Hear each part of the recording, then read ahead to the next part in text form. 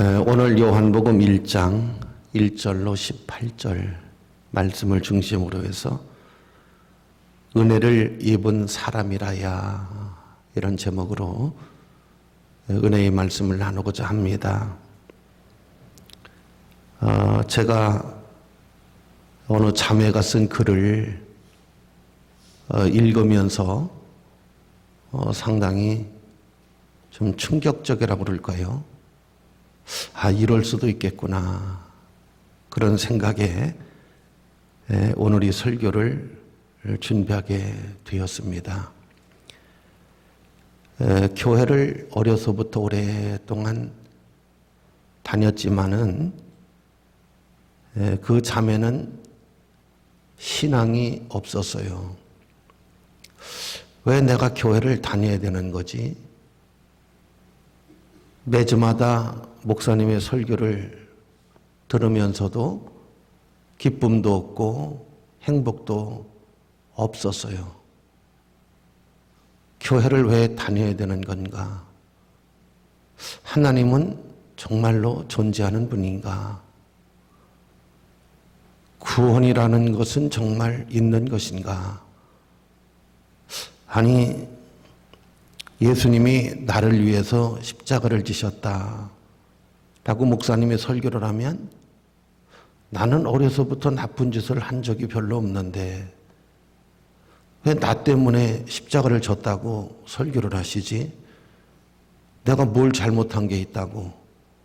난 별로 잘못한 것도 없는데 뭘 내가 나를 위해서 피를 흘리시고 십자가를 지셨다고 하는 거야? 그러니까 그 자매는 늘 그런 마음으로 교회를 다녔다고 본인이 이야기를 합니다. 슬프지도 않고 기쁘지도 않고 행복하지도 않고, 그러면서도 교회는 그냥 오는 거예요. 어떻게 보면 그냥 형식적으로 왔다가 가는 것이죠. 별로 감동도 없어요. 그런데 아니, 또 교회를 안 다니는 친구는 나보다 더 행복한 건 뭐지? 나보다 더 잘 되는 건 뭐야? 그래도 나는 교회라도 다니는데 아예 안 다니는 친구는 나보다 더 행복하고 나보다 더 잘 되고, 이건 또 뭐야? 도대체 나는 어디 서 있는 것이고, 나는 왜 교회를 다니는 것이고, 나는 왜 교회를 다녀야만 되는 것인가? 이런 번뇌와 갈등이 굉장히 심하더라고요. 자기가 수세기 동안, 수년 동안의 신앙생활을 하면서 느끼는 자기의 슬픔과 자기의 고뇌를 글로다가 직접 썼어요. 이렇게 수년의 세월을 보내던 자매가 어느 날 우연하게 갈라디아서 2장 20절 말씀을 읽게 되었다고 합니다. 내가 그리스도와 함께 십자가에 못 박혔나니 그런즉 이제는 내가 사는 것이 아니요 오직 내 안에서 그리스도께서 사시는 것이라. 나를 위하여 자기 자신을 버리신 하나님의 아들을 믿는 믿음 안에서 사는 것이다. 지금 내가 사는 것이 예수 그리스도 은혜 안에서, 내가 그리스도와 함께 십자가에 못 박혔다. 너는 예수님과 함께 십자가에 못 박혔기 때문에 그런즉 이제는 내가 사는 것이 아니요 오직 내 안에 그리스도께서 사시는 것이다. 내 안에 그리스도가 계시는 것이다.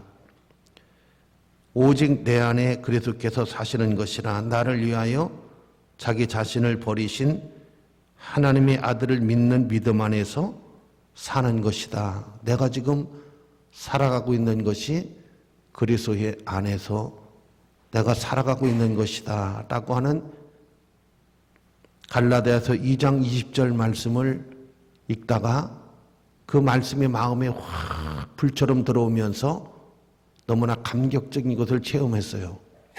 그래서 이 자매가 신학 공부를 하고 선교사로 나가면서 내가 과거에 이렇게 상당한 갈등과 고뇌를 가지고 있다가 갈라디아서 20장 20절 말씀을 접하면서 내 인생이 이렇게 엄청난 변화를 가져왔다라고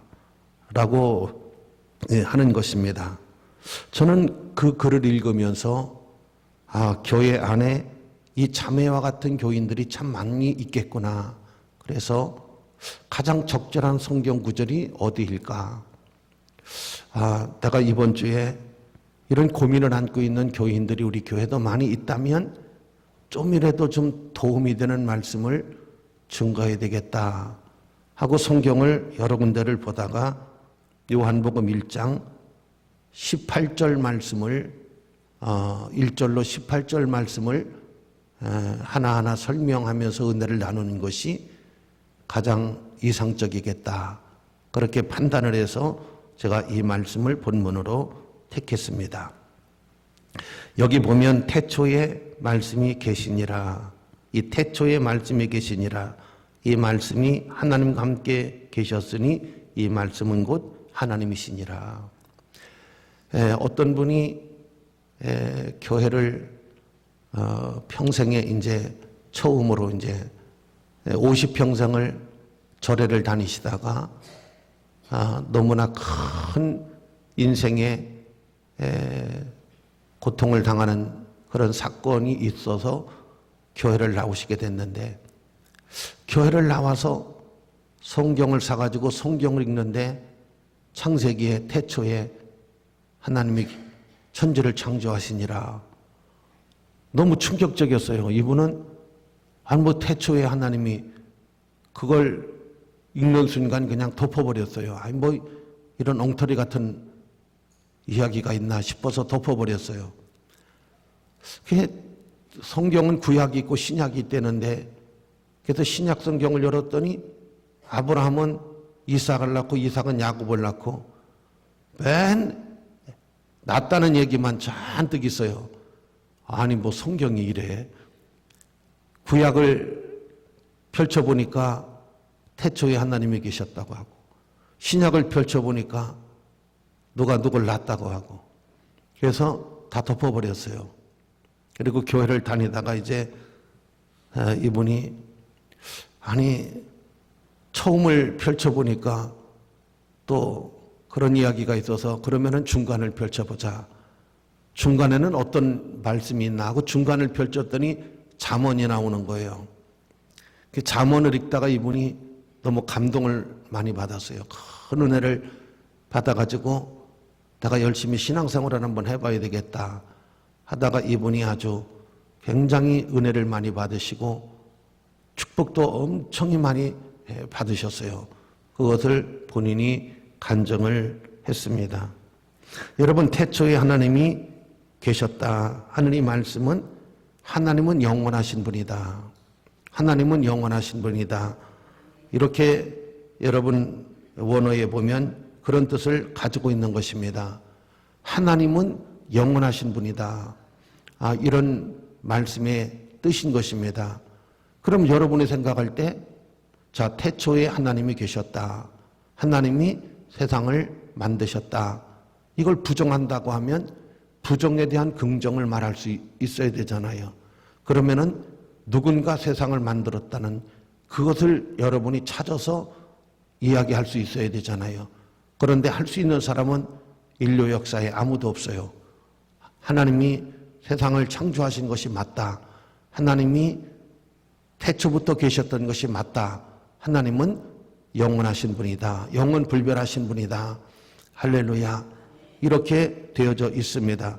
태초에 말씀에 계시니 이 말씀이 하나님과 함께 계셨으니 이 말씀은 곧 하나님이시다. 말씀이 함께 계셨다. 여러분, 하나님이 계셨지만은 우리가 하나님을 볼 수가 없어요. 대면할 수가 없습니다. 왜냐하면 제가 예수님을 만난 적이 있는데 예수님을 볼 수가 없어요. 얼마나 광채가 나는지 눈이 멀겠어요. 그래서 얼른 머리를 보자마자 숙였어요. 왜냐하면 예수님을 똑바로 쳐다보면 태양을 보는 것보다 더 빛이 나기 때문에 눈이 멀어버려요. 그래서 볼 수가 없어요. 그래서 하나님이 말씀으로 우리에게 임하시고 하나님의 말씀이 우리에게 하나님을 상징하는 그런 대표성을 갖고 있는 거예요. 그래서 태초에 하나님이 계셨다. 하나님은 영원하시고 하나님은 말씀으로 우리에게 교제하시고 말씀을 통해서 우리에게 나타나신다. 이렇게 되어져 있는 것입니다. 그가 태초에 하나님과 함께 계셨고 만물이 그로 말미암아 지은 바 되었으니 지은 것이 하나도 그가 없이 된 것이 없느니라. 여러분, 창조의 하나님이다. 만물이 그로 말미암아 창조가 되어졌다는 거예요. 우리는 학교에서 이렇게 배웠습니다. 모든 것은 자연이라고 배웠습니다. 그래서 우리는 자연이라고 생각하고 살아갑니다. 여기에서 여러분 큰 견해 차이가 있는 것입니다. 하나님이 만물을 만드셨다라고 믿는 사람과 자연이 우연히 자연이 이렇게 있는 세상이라고 배우고 그걸 그대로 믿고 살아가는 사람하고는 굉장히 차이가 있는 것입니다. 여기는 만물의 주인이 하나님이시고 태양도 하나님이, 공기도 하나님이, 물도 하나님이 만드셨다. 사람도 하나님이 만드셨다. 여러분, 이렇게 되어져 있습니다. 사람의 삶을 의아하게 생각하는 분들이 많아서 이 주보에다가 제가 실어놨습니다. 창세기 2장 7절에 보면 여호와 하나님이 땅의 흙으로 사람을 지으시고 땅의 흙으로 사람을 지으셨습니다. 생기를 그 코에 불어넣으시니 사람이 생명이 되더라. 여러분, 흙을 가지고 사람을 만드는 것입니다. 흙을 가지고 우리 육체를 만들었다는 것입니다. 쇠를 가지고 만드는 게 아니고 나무를 가지고 만드는 게 아니라 흙을 재료로 해서 사람의 육체를 만들고 그 코에다가 하나님의 생기, 하나님의 기운을 불어넣었다는 것입니다. 그랬더니 하나님의 생명, 사람이 생명 있는 존재가 됐다. 이렇게 성경은 명확하게 우리에게 말씀을 해주고 있습니다. 이걸 여러분, 자연이 이렇게 사람이 됐고 자연이 태양이 있었다. 자연이 물이 있었다. 자연이 나무가 있었다. 여러분, 성경은 그렇게 말하고 있지 않습니다. 성경은 만물의 그로 말미암아 지은 바 되어졌다. 하나님은 영원하시며 하나님은 창조의 하나님이시고 모든 우주 만물의 주인이 하나님이시다. 이렇게 설명을 하고 있는 것입니다. 그 안에 생명이 있었으니 이 생명은 사람들의 빛이라. 그 안에 생명이 있었다는 것입니다. 생명의 주관자가 사람이 아니라는 거예요. 하나님이시라는 것입니다. 우리는 신앙생활을 하다가 일찍 돌아가시는 분들이 있어요. 근데 일찍 돌아가시는 분들에 대해서 어떤 생각을 가지고 있느냐가 중요한 것입니다. 제가 8살밖에 안 되는 아이가 세상을 떠난 엄마가 이런 이야기를 하는 것을 들었습니다. 하나님께서 나에게 천사를 보내서 8년 동안 살게 하시더니 어느 날 그 천사는 내 곁을 떠나서 하늘나라로 갔습니다. 그 어머니가 보통 훌륭한 사람이 아니더라고요. 그 어머니는 보통 자녀를 8년 만에 잃어버리면 굉장히 고통을 스러워하고 세상을 못 살아요. 마치 자기가 자식을 못 지켜준 것처럼 생각하고, 또 내가 무슨 너무 잘못이 있어서 내 자식은 8년 만에 세상을 떠나가야 되나, 이런 죄책감이라든가 이런 아픔 때문에 세상을 못 살아요. 근데 그분은 그렇게 생각을 하지 않고 하나님이 천사를 내게 보내주셔서 8년 동안 천사와 이렇게 아름다운 생활을 하게 하시고 8년 만에 천사는 하늘나라로 갔다. 이렇게 그 아들을 이렇게 그리면서 살아가더라고요. 그러니까 그 자매는 행복했던 거예요. 8년 동안 머물렀던 천사, 8년 동안 자기와 함께했던 자식이 너무 자기에게 기쁨을 준 거예요. 행복을 준 거예요. 소망을 준 거예요. 이렇게 여러분 믿고 있는 거고 이렇게 생각을 하고 있는 거거든요. 그래서 여러분 여기 보면 그 안에 생명이 있었으니 이 생명은 사람들의 빛이다.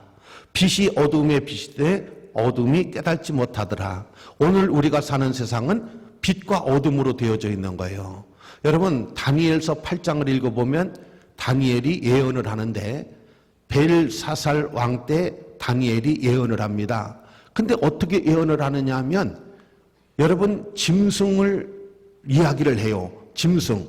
그러니까 세상을 이렇게 볼 때에 우리는 세상으로 이렇게 보는데 성경은 그렇게 보지를 않습니다. 짐승으로 이렇게 하나님의 말씀을 하시는데 짐승도 흉악한 짐승이에요. 엄청나게 흉악한 짐승인데 이 짐승이 뿔을 가지고서 수많은 사람들을 막 죽이고 이렇게 짐승으로 어두움을 이렇게 비유를 하고 있습니다. 근데 빛을 어떻게 비유를 하느냐 하면 빛은 하나님으로 비유를 해요. 빛은 하나님으로 비유하는데 이 빛을 우리가 자연의 빛하고 이 성경이 말하는 빛하고는 차이가 있어요. 자연의 빛에 대해서는 제가 설명을 안 해도 여러분들이 아실 줄로 믿습니다. 근데 교회는 영적인 걸 얘기하는 데니까. 그래서 하나님은 빛이다 하는 것은 하나님은 선하시다. 하나님은 영광스럽고 선하시고 하나님은 거룩하시고 하나님은 성결하시다. 이것을 빛으로 말씀하고 있고 더 나아가서는 천국, 하나님의 영광의 나라를 여러분 빛의 나라라고 이렇게 표현을 하고 있습니다. 어둠이라고 하는 것은 불의를 말하는 것이고 악을 말하는 것이고 죄악을 말하는 것이고 불의와 추악함을 말하는 것입니다. 이것을 성경은 어둠으로 표현하고 있고 이 어둠의 끝은 바로 음부인 것입니다. 지옥인 것입니다. 그래서 여러분 빛과 어둠이 공존하고 있는 세상에서 우리가 살아가고 있는데 여러분들은 빛의 자녀, 여러분들은 빛의 자녀인 것입니다. 하나님의 성결함과 거룩함을 입은 우리는 빛의 자녀인 것입니다. 그래서 우리는 죄를 지어도 회개할 줄 알고 또 그 양심이 우리에게 살아있고 신앙이 하나님의 정의, 의가 살아있기 때문에 우리는 불의를 퇴치하고 우리는 선함과 아름다움을 추구해 나가는 그런 거룩한 백성, 그런 거룩한 사람인 것입니다. 이 성경은 그렇게 말씀을 하고 있는 것입니다. 그가 증언하러 왔으니 곧 빛에 대하여 증언하고 모든 사람이 자기로 말미암아 믿게 하려 함이니라. 이는 그 빛이 아니요 이 빛에 대하여 증언하러 온 자라. 참빛 곧 세상에 와서 각 사람에게 비추는 빛이 있었나니 그가 세상에 계셨으며 세상은 그로 말미암아 지은 바 되었으되 세상이 그를 믿지 못하고 자기 땅에 오매 자기 백성이 영접하리 아니하더라. 하나님은 요한을 일찍이 보내셔서 바로 뒤에 오시는 예수님 하나님에 대해서 증언하러, 그래서 이분이 바로 빛이고 이분이 하나님이시고 이분이 우주 만물을 창조하신 분이고 이분이 태초부터 계신 분이고 이것에 대해서 증언을 하러 왔다. 증언자를 하나님이 먼저 보내셨는데 사람들은 영접하지 않더라. 사람들은 믿지 않더라. 사람들은 받아들이지 않더라. 사람들은 눈도 끔찍 안 하더라. 이렇게 성경은 증언을 하고 있는 것입니다. 지금도 아직도 우리가 사는 시대를 가리켜서 교회의 시대라고 하는 것입니다. 이 교회 시대라고 하는 것은 하나님이 교회를 아직 철수를 안 하신 거예요. 때가 이르면 교회를 하나님이 철수를 해갑니다. 하나님 나라로 믿는 사람들을 데리고 올라갑니다. 이걸 가리켜서 휴거라고 합니다. 그리고 난 다음에 환란, 7년 대환란이 시작되는데 요한계시록에 보면은 상상을 초월하는 대환란이 이 땅에 이루어지게 되는 것을 우리는 보게 되어지는 것입니다. 그래서 정말 우리가 빛의 자녀고 은혜의 자녀라고 하면 성경 말씀이 어떻게 되어 있는지, 성경은 어디를 가르치고 있으며 성경은 우리들에게 무엇을 교훈하고 있는지를 여러분 깊이 우리가 이렇게 생각하면서 성경에다 초점을 맞추고 사는 지혜로운 사람이 되어야 될 줄로 믿습니다. 영접하는 자, 곧 그 이름을 믿는 자들에게는 하나님의 자녀가 되는 권세를 주셨으니, 누구든지 죄를 많이 졌고 덜 졌은 것은 하나님 앞에 문제가 안 됩니다. 그건 우리 사람이 여러분 문제인 것이지, 하나님 앞에서는 죄를 많이 졌든지 적게 졌든지 잘났든지 못났든지 많이 배웠든지 못 배웠든지 많은 것을 가졌든지 못 가졌든지가 문제가 안 됩니다. 누구든지 영접하는 자에게는 하나님의 자녀가 되는 권세를 주시겠다고 이렇게 말씀을 하고 계시니 여러분 믿으시기를 바랍니다. 할렐루야. 믿으셨으면 좋겠어요. 그 한 자매가 이런 신앙의 갈등과 아픔을 가지고 있다가 갈라디아서 2장 20절 말씀, 내가 그리스도와 함께 십자가에 못 박혔나니 그런즉 이제는 내가 사는 것이 아니요 오직 내 안에 그리스도께서 사시는 것이라. 나를 위하여 자기 자신을 버리신 하나님의 아들을 믿는 믿음 안에서 사는 것이다. 이 말씀이 자기 마음속에 확 와서 정말 화살처럼 꽂히면서 내가 죄인이었는데 예수님이 나를 위해서 십자가에 못 박혀 죽으심으로 말미암아 내가 그 안에 있는 사람이 되어지고 내가 믿음으로 말미암아 그리스도와 함께 사는 사람이 되고 그리스도와 함께 영광에 참여하는 사람이 되고 그리스도에 함께 하는 사람이 되었다라고 하는 말씀에 새로운 나의 존재, 새로운 나의 인생의 가치, 새로운 나의 삶의 방향이 완전히 잡혀지게 되어졌다라고 하는 것입니다.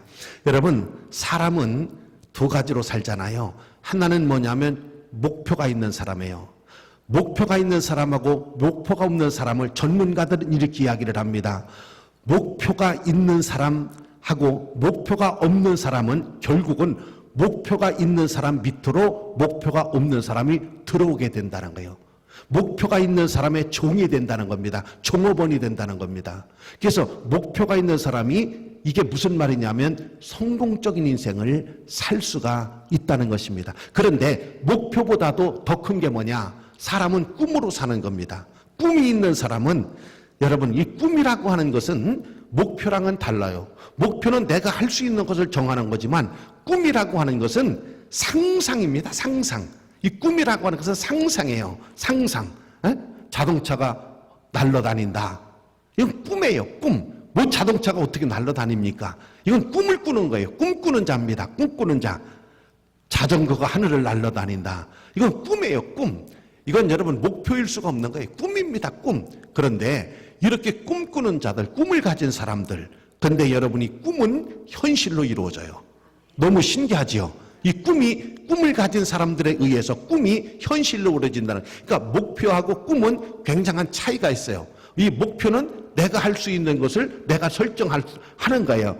그래서 그건 이루기가 쉬워요. 근데 이것도 없는 사람은 목표가 있는 사람에게 들어간다는 거예요. 결국에 가서는 종업원이 될 수밖에 없다는 것입니다. 그런데 목표보다도 꿈을 갖고 사는 사람, 꿈이 있어요. 나는 꿈이 있습니다. 이건 여러분 상상의 날개예요. 그런데 여러분 꿈은 이루어진다. 꿈이 이루어진다. 우리가 월드컵 축구가 4강에 올라갔잖아요. 이건 우리 대한민국으로서는 꿈이요. 꿈. 이건 희망일 뿐입니다. 상상일 뿐입니다. 근데 우리가 4강에 올라갔습니다. 그랬더니 꿈은 이루어지더라. 꿈은 현실로 연결이 되더라. 이것이 여러분 우리 국민들에게 엄청난 희망의 축포를 쏘아 올렸던 사건이지 않습니까? 자, 이는 혈통으로나 육정으로나 사람의 뜻으로 나지 아니하고 오직 하나님께로부터 난 자들이니라. 말씀이 육신이 되어 우리 가운데 거하심에 우리가 그의 영광을 보니 아버지 독생자의 영광이요 은혜와 진리가 충만하더라.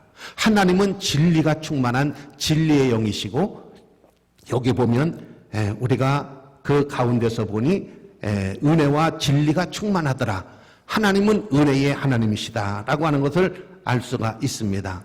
여기 또 16절에 보면 우리가 다 그의 충만한 데서 받으니 은혜에 의해 은혜더라. 그러니까 예수님은 은혜의 주님이십니다. 은혜의 하나님이세요.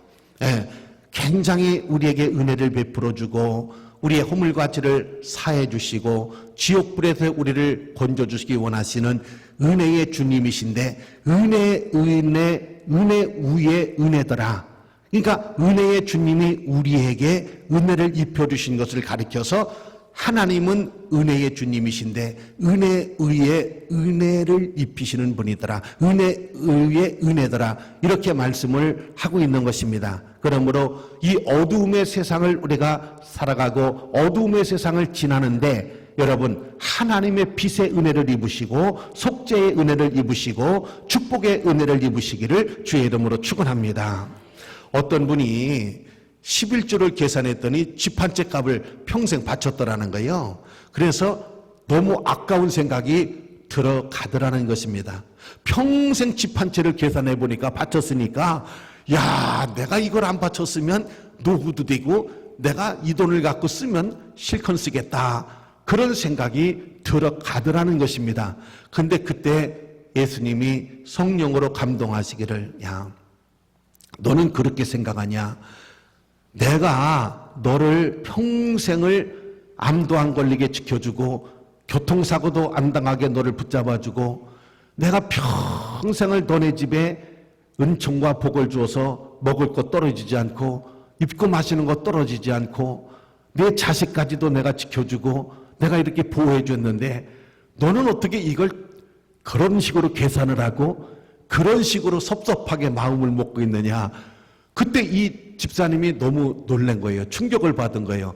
아, 하나님이 태어나서 오늘날까지 먹고 입는 것과 내 평생을 지켜주시고 이 건강과 행복을 하나님이 주신 이 은혜를 내가 계산에 반영을 안 하고 오직 내가 그냥 11조 한 것만 이렇게 계산을 하고 있었구나. 내가 참 상당히 어리석었구나. 그런 생각을 갖게 되어졌다라고 하는 것입니다. 또 여러분 보십시오. 우리가 그의 충만한 은혜 안에서 나온 은혜 위에 은혜고 율법은 모세로 말미암아 주어진 것이요 은혜와 진리는 예수 그리스도로 말미암아 온 것이다. 이렇게 말씀을 하고 있습니다. 예수님이 이 땅에 오시면서 우리는 우리나라가 중대한 기도에 놓여 있잖아요.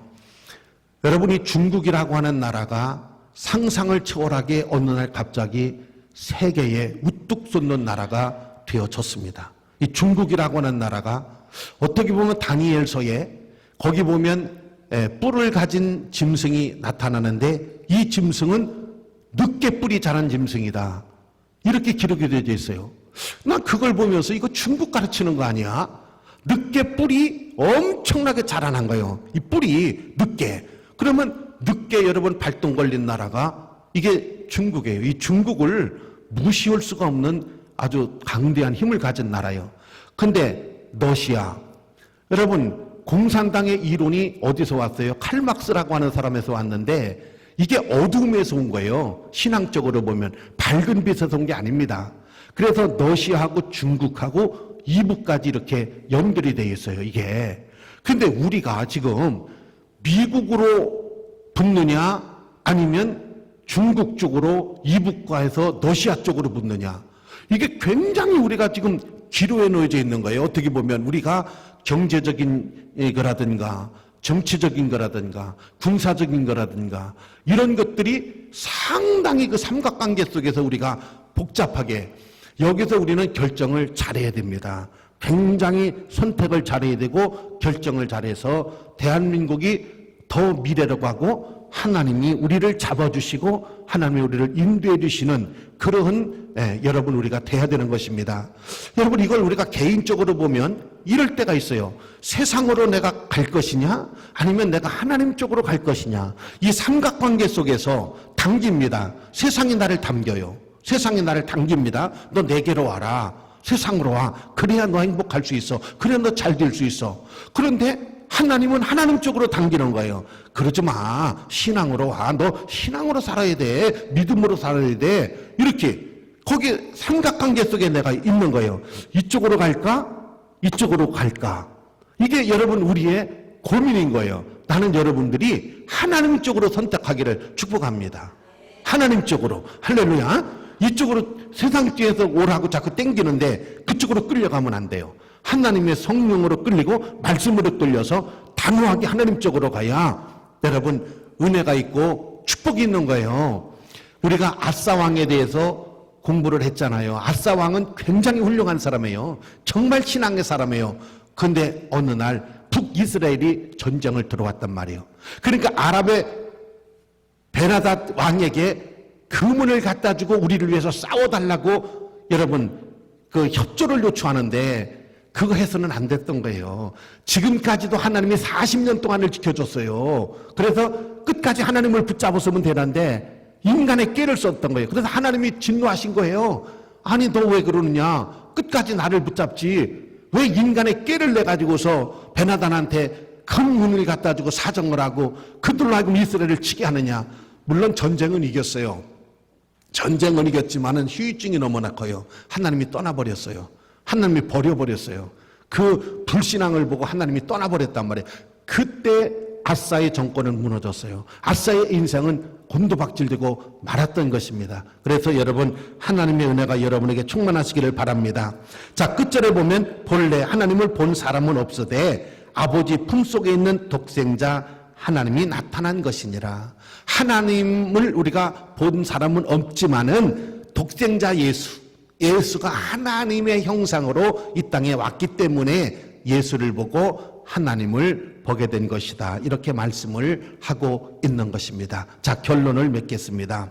제가 오늘 이 본문을 해석해서 함께 은혜를 나눈 것은 한 자매의 신앙의 갈등을 보면서 우리 교인들도 이런 많은 갈등을 가지고 있겠구나 해서 가장 적절한 것이 요한복음 1장 1절로 18절이다. 이렇게 생각을 해서 이 말씀을 풀어서 같이 은혜를 나눈 것입니다. 제가 세 가지로 이제 말씀을 하고 마치도록 하겠습니다. 여러분, 주보에 제가 이렇게 게재를 했습니다.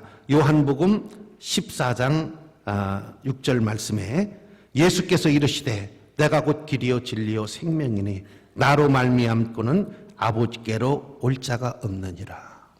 여러분, 하나님께서는 우리가 이렇게 주일날 그냥 내가 교회를 선택해서 오는 것 같지만은 절대 하나님이 너 교회 와야 된다. 하나님이 부르지 아니하면 마치 청와대를 여러분 황교안 대표가 그 앞에서 단실하고 계시는데 몇 발짝 안 됩니다.